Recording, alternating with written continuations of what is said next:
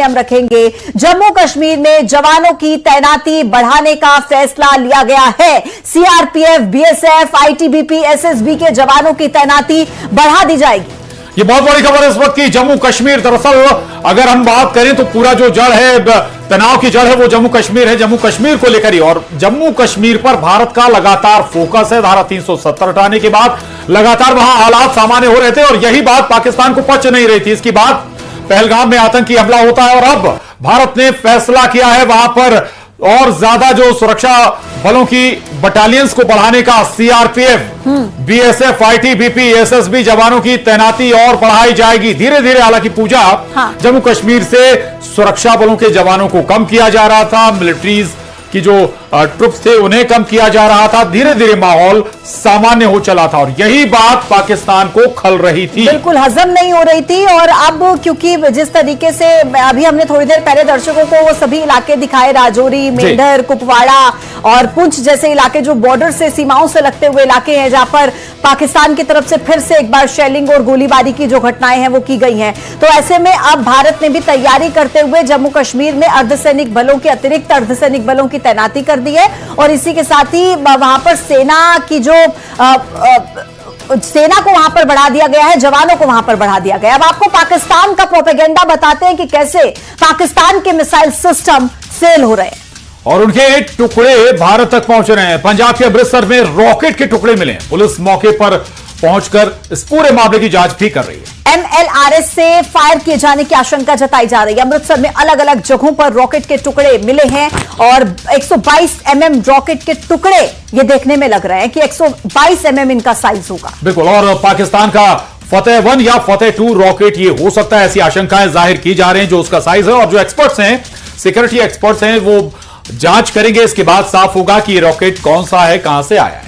बिल्कुल, और अमृतसर में जिस तरीके से धमाकों की आवाज रात में सुनाई दी, हालांकि फिर से हम कहेंगे भारतीय सेना ने पाक के नापाक मंसूबों को नाकाम कर दिया है, लेकिन ये टुकड़े जो बरामद हुए हैं अब ये पाकिस्तान के फतेह 1 के हैं, फतेह 2 के हैं या किसके हैं, किसके नहीं है, ये सब जांच का विषय है। लेकिन टुकड़े मिले हैं रॉकेट के, इतना तय है। MLRS से फायर किए जाने की आशंका जताई जा रही है। अमृतसर पंजाब की ये तस्वीरें हैं जहां पर रॉकेट के टुकड़े मिले हैं, लेकिन ये अभी सामने आना बाकी है कि कौन सा रॉकेट है, ये कहां से आया है, किसके टुकड़े हैं, ये सब कुछ अभी क्लियर होना बाकी है।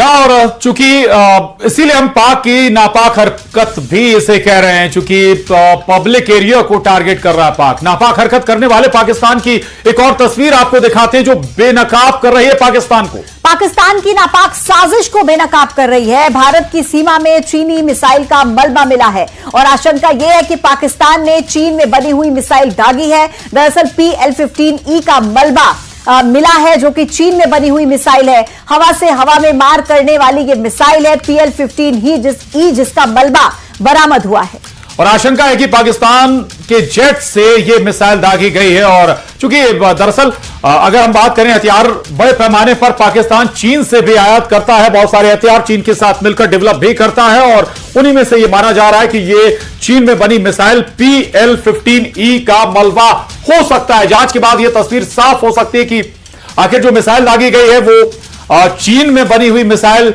P-15 वही मिसाइल है या कोई और दूसरी मिसाइल है PL-15E। बिल्कुल ठीक है। और प्रशांत देखिए, एक बड़ा अपडेट है कि पाकिस्तान की पोल खुद वहीं के नागरिक खोल रहे हैं। दरअसल खोखले पाकिस्तान की ताकत को लेकर वहां के नागरिकों का यह कहना है कि पाकिस्तान में कोई सिस्टम सही नहीं है, पाकिस्तान की सेना एक भी मिसाइल को रोक नहीं पाई है। बिल्कुल ठीक तो कह रहे हैं वहां के लोग। बिल्कुल, पाकिस्तान के लोग ही बता रहे हैं कि हमारी सेना कर क्या रही है, जितने मिसाइलें आई या जो अटैक हुए उनको एक भी को रोक नहीं पाए। पाकिस्तान की जो पोल है वो खुद अपने लोगों के बीच खुल रही है। रात इंडिया ने पाकिस्तान के ऊपर 24 मिसाइल हमले किए और हैरानगी की बात यह है कि तकरीबन सारे मिसाइल अपने टारगेट के ऊपर जाके लगे। इंडिया ने जो टारगेट सेट किया हुआ था, इंडिया ने वो टारगेट अचीव किया। और इससे बढ़ के हैरानगी की बात यह है कि पाकिस्तान का दिफाई निजाम, हमारा डिफेंस सिस्टम एक भी मिसाइल को इंटरसेप्ट नहीं कर सकता, एक भी मिसाइल को हम रोक नहीं सकते।